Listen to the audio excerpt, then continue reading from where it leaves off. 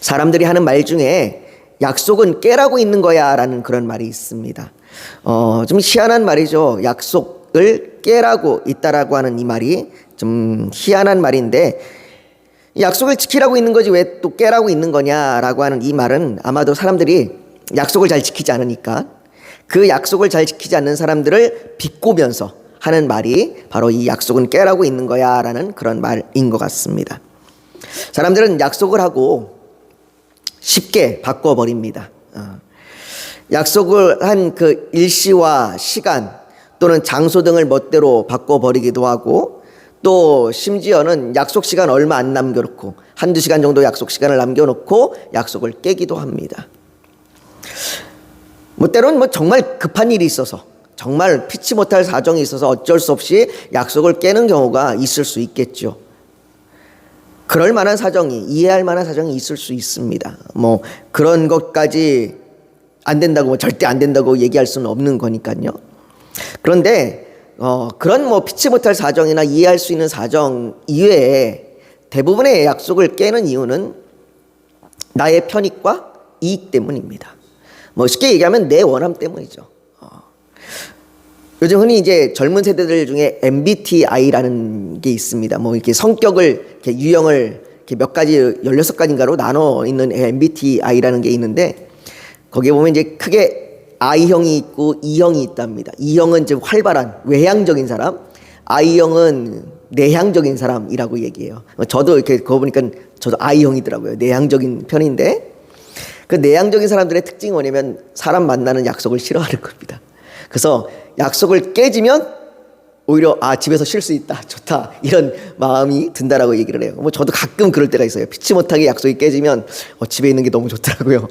근데 대부분의 이런 것처럼 내 원함 때문이에요. 내가 약속이 깨지고 나면 그 약속으로 내가 이룰 수 있는 것이 더 많거나, 아니면 내가 그 약속을 나가기가 싫거나, 이런 원함 때문이죠. 그 약속보다 나의 원함이 더 중요한 겁니다. 이처럼 성경도 그런 것 같아요. 성경은, 우리가 성경을 구약, 신약이라고 부르잖아요. 구약, 신약이라고 부르는 것이 바로 약속에 대한 겁니다. 구약은 옛 약속, 옛 언약이고요. 신약은 새로운 약속, 새 언약입니다. 그래서 구약과 신약으로 나누는 겁니다. 먹는 약이 아니고요. 이 성경은 하나님의 약속으로 되어 있습니다. 그런데 이 하나님의 약속으로 되어 있는 이 성경의 내용이, 이것이 인간의 원함으로 인해서, 내 원함으로 인해서 그 하나님의 약속과 내 원함으로 나타나는 그 죄악, 이것 간의 관계를 보여주는 것이 성경입니다. 끊임없이 아담 이후의 모든 인간들은 내 원함으로 인한 죄악을 가지고 살아가고, 그 내 원함으로 인한 죄악 가운데 하나님은 그 하나님의 약속을 신실하게 지켜가십니다. 오늘 본문의 내용도 그런 내용이에요. 오늘 본문 8절을 한번 보십시오. 오늘 본문 8절에 보면, 우리 한번 8절을 같이 한번 읽어볼까요? 같이 읽습니다. 시작. 유다의 왕 아사랴의 제38년에 여로보암의 아들 스가랴가 사마리아에서 6달 동안 이스라엘을 다스리며, 우리는 지난주에 유다의 왕 아사랴에 대해서 살펴보았습니다. 이 역대기나 이사야서에서는 아사랴가 아니라 우시야라고 부른다고 말씀을 드렸어요. 이 우시야라고 기록되어 있는 아사랴 왕은 16살에 남유다의 왕이 되어서 52년간 남유다를 다스렸습니다. 그는 남유다의 군사적이고 경제적이고 정치적인 그러한 안정을 가져왔고, 특히 열왕기하 15장 3절은 아사랴가 그의 아버지 아마샤의 모든 행위대로 여호와 보시기에 정직히 행하였으나 라고 이야기하고 있습니다. 그는 하나님의 뜻을 따라서 나라를 다스렸습니다. 이 정직히 행했다는 얘기는 하나님의 뜻대로, 하나님의 말씀대로, 율법대로라는 얘기입니다. 그렇게 나라를 다스렸습니다. 물론 아사랴의 말로는 좋지 못했습니다. 아사랴의 말로에는 그가 하나님께 교만함으로 성전에 들어가서 자기 맘대로 향단에 분향하려다가 그가 나병에 걸리게 되죠. 나병에 걸리고 그로 말미암아 그는 별궁에서 그의 여생을 마감하게 됩니다. 그럼 마감할 때까지, 죽을 때까지 별궁에서 지내했습니다. 이렇게 우리가 지난주에 살펴봤던 이 남유다 왕 아사랴가 남유다를 52년 동안 다스릴 동안, 52년 동안 다스리는 동안에 북이스라엘은 요아스, 여로보암 2세, 스가랴, 살룸, 무나햄까지 이렇게 계속해서 왕이 바뀝니다. 이 중에서 여로보암 2세는 41년을 통치를 했습니다. 그러니까 여로보암 2세가 41년을 통치한 기간을 빼면 나머지 기간은 얼마 안 돼요. 그 얼마 안 되는 나머지 기간 동안에 이 스가랴, 살룸, 무나햄, 또 아사랴까지, 요아스까지 해서 이런 왕들이 다스린 겁니다. 그러니까 계속해서 왕이 바뀌고 그렇게 아주 짧은 기간 동안 통치하는 왕들이 등장을 하게 된 겁니다. 그 중에 한 사람이 오늘 본문에 등장했던 우리 스가랴라고 하는 사람이에요. 오늘 본문 8절에서도 여로보암의 아들 스가랴가 사마리아에서 6달 동안 이스라엘을 다스리며 라고 얘기해요. 스가랴 왕이 통치한 기간은 6개월입니다. 6개월밖에 되지 않는 이 짧은 기간을 통치를 합니다. 그런데 이 짧은 기간을 통치하는 그 통치 기간 동안을 성경이 평가하기를 어떻게 평가하냐면 성경은 이렇게 얘기를 해요. 그의 조상들의 행위대로 여호와 보시기에 악을 행하여 이스라엘로 범죄하게 한 느밧의 아들 여로보암의 죄에서 떠나지 아니한지라. 6개월을 통치하는데 그 6개월 짧은 통치하는 기간에도 그는 여로보암의 죄를 따라서 그가 죄악을 행하게 됩니다. 느밧의 아들 여로보암의 죄악은 우상 숭배입니다. 하나님 대신 금송아지를 만들어 놓고 그것이 하나님이다라고 그렇게 우상을 만들어 놓고 숭배하는 거죠. 이미 여로보암의 죄, 이 우상 숭배라고 하는 죄는 이미 북이스라엘에 너무나 만연된 죄예요. 너무나 만연됐고 너무나 익숙한 문화인 그러한 우상 숭배입니다. 그래서 아마 대부분의 사람들은 이것에 대해서 심각하게 생각하지 않았을 겁니다. 더욱이 스가랴의 아버지는 여로보암 2세인데요. 우리가 여로보암 2세를 열왕기하 14장에서도 우리가 살펴봤었는데 그때가 북이스라엘의 번영기예요. 번영기, 전성기입니다. 영토를 가장 많이 넓혔고 경제적으로 부유했고 군사적으로도 튼튼했던 그러한 시기입니다. 그들은 이런 번영을 누리면서도 그런 번영 가운데서 우상 숭배를 그대로 행했고 그로 인해서도 이 번영이 계속적으로 유지되니까 그것에 대해서 크게 신경 쓰지 않았습니다. 요나 선지자가 이 번영기에 대해서 이야기하기를 하나님께서 그들을 긍휼히 여기셔서 도우시고 은혜를 베푸시며 그 진노와 심판을 유보하고 계시다고 그렇게 말씀했습니다. 그러나 그 말씀에 대해서도 이들은 그것을 심각하게 받아들이지 않아요. 진노가 유보되고 있다. 하나님이 잠깐 진노를 미루고 있다라고 하는 이 말을 심각하게 받아들이지 않았습니다. 만약 그들이 심각하게 생각했다면 회개하고 돌아섰겠죠. 그들이 아마 심각하게 생각했다면 회개하고 돌아서서 스가랴 때 우상 숭배하는 것에 대해서 아마 멈췄을지도 모르겠습니다. 그러나 이 당시 활동했던 호세아 선지자, 우리가 이제 구약 성경에도 호세아가 있잖아요. 그 호세아를 쓴 선지자를 이야기합니다. 그 호세아 선지자가 호세아서의 10장 1절부터 3절에 보면 이 당시 상황을 기록하기를 이렇게 기록합니다. 이스라엘은 열매 맺는 무성한 포도나무라. 그 열매가 많을수록 제단에 많게 하며 그 땅이 번영할수록 주상을 아름답게 하도다. 즉 나라가 번영할수록 주상을 아름답게 한답니다. 여기서 얘기하는 주상은 우상을 얘기하는 거예요. 우상을 아름답게 합니다. 그들이 두 마음을 품었으니 이제 벌을 받을 것이라. 하나님이 그 제단을 쳐서 깨뜨리시며 그 주상을 허시리라. 그들이 이제 이르기를 우리가 여호와를 두려워하지 아니하므로 우리에게 왕이 없거니와 왕이 우리를 위하여 무엇을 하리요 하리로다. 그들은 하나님의 그 요나의 경고를 심각하게 받아들이지 않은 거예요. 오히려 번영될수록 그들은 더 우상 숭배에 빠지고 더 하나님을 두려워하지 않았습니다. 그들이 번영하면 번영할수록 오히려 죄악이 심해지고 하나님을 두려워하지 않는 겁니다. 그런 북이스라엘의 모습이 스가랴 왕 때까지 그대로 이어진 거예요. 아버지 때 그랬으니, 아버지 때 그렇게 잘 되고 있었으니 여전히 그 아들도 그 모습을 보면서 그대로 답습하고 있는 거죠.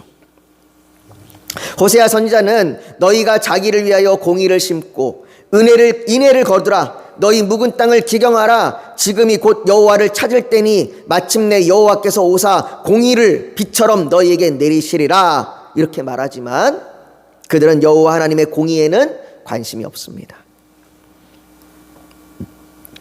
이런 이들의 모습은 하나님의 심판을 받을 것입니다.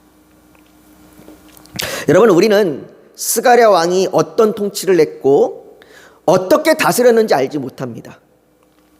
아니, 성경은 우리에게 그가 한 업적에 대하여 말하지 않아요. 그가 뭐 무슨 업적을 세웠는지, 뭐 전쟁을 어떻게 했는지, 뭐 6개월 동안 뭘 했는지 그런 것에 대해서 기록하지 않아요. 그것이 우리에게 중요한 것이 아닙니다. 중요한 건 그가 6개월 동안 왕으로 다스렸다는 사실입니다. 사실 이 6개월이라고 하는 숫자도 그다지 중요하지 않아요. 중요한 건 그가 왕으로 다스렸다는 사실. 우린 이거에 집중해야 돼요. 그가 왕으로 다스렸다는 사실이 중요합니다. 왜냐하면요, 그가 왕으로 다스릴 수 있었던 건 하나님의 신실함 때문이에요. 하나님의 신실함 때문. 하나님께서 그를 왕으로 세우셨습니다. 물론 이 말이 하나님께서 그를 왕으로 세워서 여로보암의 죄를 짓도록 하셨다고 말하는 건 아닙니다. 스가랴 왕이 여로보암의 죄를 따라 자신이 죄를 진 것은 전적으로 그의 죄입니다. 자기의 죄예요. 하나님께서는 죄를 짓도록 유도하시는 분이 아니십니다. 하나님께서는 좋은 것을 줘도 우리의 죄성은 그것을 악하게 사용합니다. 왜냐하면 우리가 하나님의 뜻대로 사용하지 않기 때문이에요. 우리는 하나님의 뜻대로 사용하는 법을 몰라요. 그렇기 때문에 우리는 우리의 뜻대로 악하게 사용하는 겁니다. 하나님께서 아무리 좋은 걸 우리에게 주어도 우리는 그렇게 사용하는 거예요. 하나님께서 왕의 자리를 주든, 하나님께서 우리에게 놀라운 그런 높은 자리를 주든, 우리에게 금은 부하를 주든, 여전히 우리는 그것을 우리의 뜻대로 악하게 사용합니다. 이처럼 하나님께서 스가랴 왕에게 왕으로 다스리도록 허락하신 것은 죄를 짓도록 하기 위함이 아니라 하나님의 뜻대로 통치하도록 하기 위함이었습니다. 그렇다면 하나님의 뜻대로 되지 않았습니다. 그 하나님의 뜻대로 되지 않았기 때문에 하나님께서 실패하신 것입니까? 아닙니다.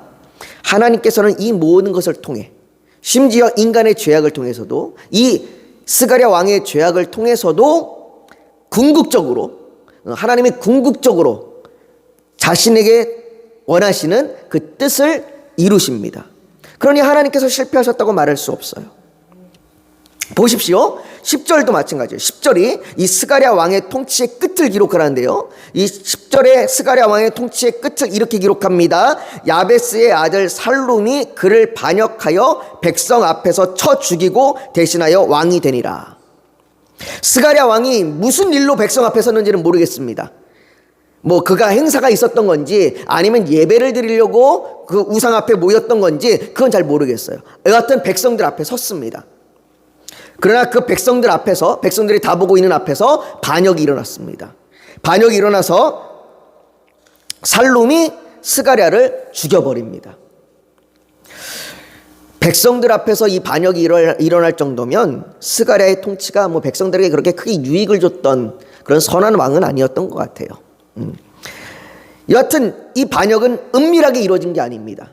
이 반역은 누구나 다 알 수 있도록 드러내놓고 일어난 반역입니다. 그러니 백성들은 이 반역을 보면서 이제 스가랴 왕의 시대가 끝났다라는 것을 알게 됩니다. 스가랴 왕의 시대가 끝났다는 말은 그냥 스가랴 한 개인의 왕이 끝났다라는 이야기가 아닙니다. 스가랴 왕이 죽었구나, 이제 그 다음 왕이 되겠구나, 이런 말이 아니라, 여러분 12절을 한번 보십시오. 우리 12절을 같이 같이 읽겠습니다. 시작. 여호와께서 예후에게 말씀하여 이르시기를 내 자손이 4대 동안 이스라엘의 왕위에 있으리라 하신 그 말씀대로 과연 그렇게 되니라. 열왕기하 10장 30절에 보면 하나님께서 예후에게 하신 말씀이 기록되어 있습니다. 거기에 이렇게 기록되어 있어요. 여호와께서 예후에게 이르시되 내가 나보기에 정직한 일을 행하되 잘 행하여 내 마음에 있는 대로 아합 집에 다 행하였은즉 내 자손이 이스라엘 왕위를 이어 4대를 지내리라 하시니라. 여러분, 예후가 누군지 기억나십니까? 열왕기서를 살펴보면서 우리가 가장 악했던 왕, 여러분들 열왕기상에 등장하는 가장 악했던 왕이 누구예요? 혹시 아시나요? 아합입니다. 아합. 이 아합, 뭐 여로보암도 악했던 왕이지만 이 아합이 그래도 가장 큰 분량을 차지하고 있는데, 이 아합의 시대를 끝낸 사람, 이 아합을 죽인 사람이 예후입니다. 하나님께서 예후에게 기름을 부으시고 그 예후를 통하여 아합을 끝내도록 하셨습니다. 그 끝내도록 하신 예후에게 하신 약속이 뭐냐면, 이스라엘의 왕위를 너에게 주는데 그 왕위가 이어서 네 이후에 4대가 이를 거다라고 말씀하셨습니다. 예후 이후에 여호아스, 요아스, 여로보암 2세, 스가랴까지 딱 4대예요. 딱 4대. 하나님께서 약속하신 이 4대를 지는 겁니다. 스가랴가 끝났다는 얘기는, 스가랴 왕의 죽음으로 인해서 그가 끝났다는 이야기는 하나님께서 세우신, 하나님께서 약속하신 왕들, 그 하나님께서 약속하신 그 왕의 세대가 끝났다는, 하나님께서 말씀을 그대로 행하셨다라고 하는 말입니다. 그래서 스가랴가 몇 개월을 왕위했든지 그가 몇 년을 왕위했든지가 중요한 것이 아니라 하나님께서 그를 왕으로 세우시고 그걸 왕으로 통치하게 하시고 그것이 하나님의 말씀대로 끝났다라고 얘기하는 거예요. 여러분들, 이것을 이스라엘 백성들이 몰랐을까요? 북이스라엘 백성들이 이 사실을 모를까요? 아니요. 북이스라엘 백성들도 이 사실을 알아요. 스가랴 본인도 이 사실을 알아요.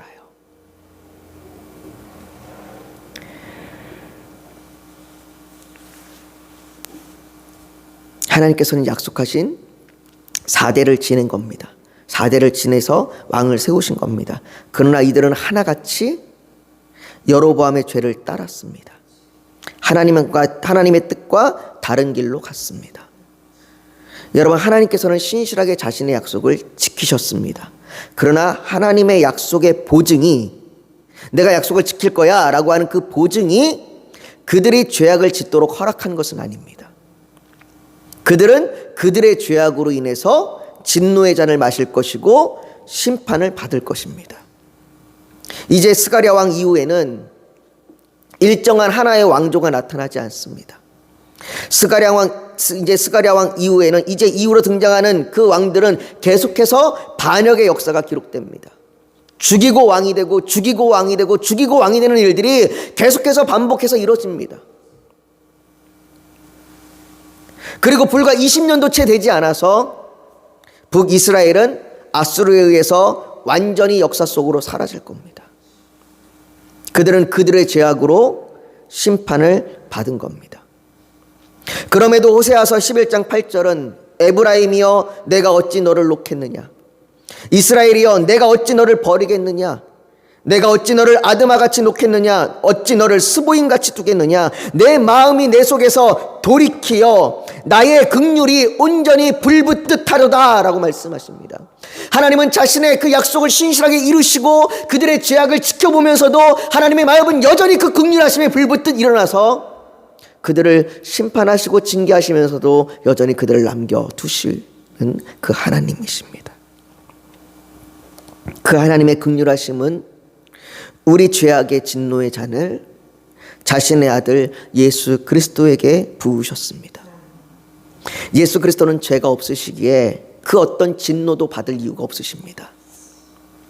그러나 그가 진노의 잔을 받으신 것은 우리의 죄악 때문입니다. 여러분들, 십자가는 단순히 육체의 끔찍한 고통을 말하는 것이 아닙니다. 십자가에서 그 못에 찔리고 가시면류관을 쓰고 피와 이 물이 흘러 떨어지는 그 육체의 고통, 그 잔인한 육체의 고통 때문에 우리에게 애통함이 되고 우리에게 아픔이 되는 것이 아닙니다. 예전에 더 패션 오브 더 크라이스트라는 그 영화가 개봉이 됐었습니다. 예수님의 그 십자가의 죽음을 정말로 리얼하게 그렇게 영화로 만들었던 영화입니다. 많은 그리스도인들이 그 영화를 보면서, 그 예수님의 그 십자가의 죽음을 보면서 눈물을 흘렸습니다. 저도 영화관에서 그 영화를 봤는데요, 그 영화 극장 안이 눈물 소리로, 우는 소리로 가득했었습니다. 그런데 그 예수님의 그 십자가의 고통, 그 피가 흐르는 그 고통이, 그 육체의 그 끔찍한 고통이 예수님이 받으신 그 아픔의 전부가 아니에요. 그 육체의 끔찍한 고통은 그저 그냥 일부분 뿐입니다. 십자가의 진정한 그 아픔은, 그 십자가는 우리를 향한 진노라는 거예요. 진노. 하나님께서 창세 전부터 우리를 택하신 그 하나님의 신실하심으로 우리를 택하시고 죄를 사하시며 거룩하게 하시고 그 믿음으로 살아가도록 견디고 인내하게 하십니다. 이것은 우리를 향한 하나님의 공의로우시고 선하신 그분의 약속이며 뜻입니다. 그 약속과 뜻을 이루시기 위하여 하나님께서 우리가 당할 진노를, 그 우리가 당할 진노를 예수 그리스도에게 부으신 거예요. 그러나 이런 하나님의 약속의 보증이, 내가 너를, 내 자녀를, 내 아들 예수를 통하여 내가 너를 구원하였다, 내가 너를 선택하고 내가 너를 택하고 구원하였다라고 하는 이 약속의 보증이 우리가 어떻게 살아도 상관없다는 말이 아닙니다. 구원파가 말하듯이 내가 구원받았으니까, 그 구원의 보증이 내게 있으니까 내가 아무렇게나 살아도, 율법을 어기며 살아도 내가 상관없다라고 이야기하는 것이 아닙니다. 아니, 오히려 그렇게 말한다는 건 하나님의 약속을 모르는 겁니다. 여러분, 하나님께서 예후에게 약속하셨던 말씀을 하나님은 신실하게 행하셨습니다. 그러나 그 약속을 받은 자들은 하나님의 뜻과 상관없이 살았습니다. 아마도 예후 이후에 왕이 된 사람들은 하나님께서 예후에게 약속하셨던 그 약속의 내용을 알았을 겁니다. 그러나 그 약속을 신실하게 지키시는 분은 오로지 하나님뿐이었습니다. 모두 다 하나님과 상관없이 살았습니다. 여러분, 그렇다면 우리는 어떻습니까? 우리 역시 하나님의 약속을 받은 자들입니다. 요한복음 1장 12절에는 영접하는 자, 곧 그 이름을 믿는 자들에게는 하나님의 자녀가 되는 권세를 주셨으니 라고 약속하셨습니다. 하나님의 자녀가 된다는 건 자녀로 살아가는 겁니다. 우리 안에는 여전히 죄악된 속성이 있어서 때로는 넘어지고 쓰러집니다. 우리의 생이 60년인지 80년인지 혹은 짧은 인생을 산다고 할지라도, 그래서 그 짧은 생애를 살면서도 우리는 매일같이 우리는 죄 앞에 연약한 모습을 보지만, 그러나 죄를 따라 죄의 뜻대로 살아갈 것이 아니라 하나님의 뜻대로 살아가도록 견디고 인내할 수 있는 건 하나님의 약속이 있고 하나님께서 그 약속을 신실하게 지키시기 때문입니다.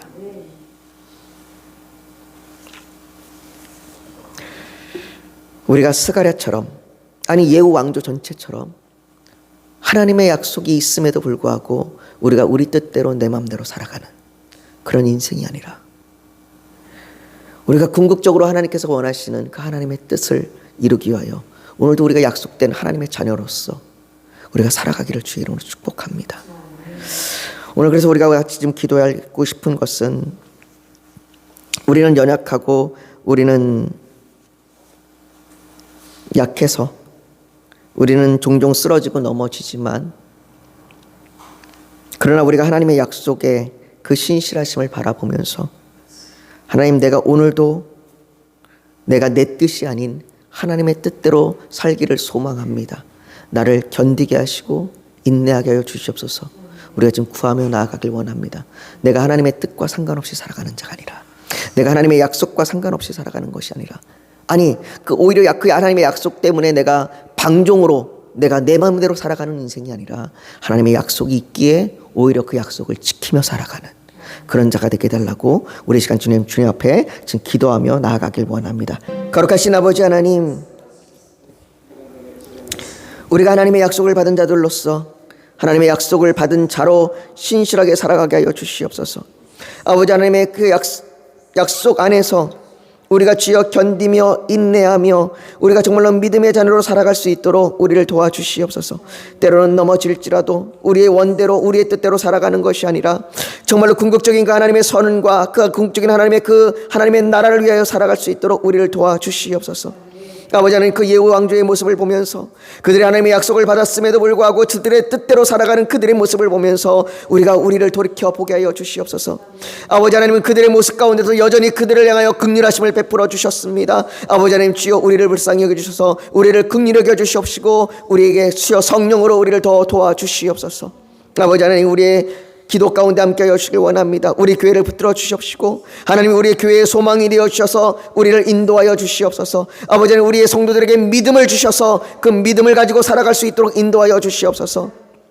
우리의 상황이 우리의 환경이 우리를 넘어뜨리지 않게 하여 주시옵시고 아버지 정말로 우리가 오직 주님을 바라보는 그 믿음으로 우리가 한 걸음 한 걸음 나아가게 하여 주시옵소서. 아버지 하나님 정말로 우리의 기도 제목들이 있습니다. 자녀를 위하여, 우리의 건강을 위하여, 육체의 고통을 위하여 아버지 기도합니다. 아버지 우리의 자녀를 주께서 구원하여 주시옵시고 우리의 질병에서 우리를 건져내어 주시옵시고 우리가 정말로 아버지 하나님 하나님의 지혜와 하나님의 지식과 하나님의 그 사랑을 더 알 수 있도록 주여 우리에게 은혜를 베풀어 주시옵소서. 성령님 우리를 날마다 붙들어 주셔서 우리가 정말로 날마다 하나님을 아는 그 크신 은혜로 충만하며 살아가게 하여 주시옵소서. 아버지 하나님 오늘 이 저녁에도 우리 사랑하는 성도들에게 그 모든 기도 제목들 가운데에 하나님의 선을 이루어 주시옵소서. 예수님의 이름으로 기도하옵나이다. 아멘.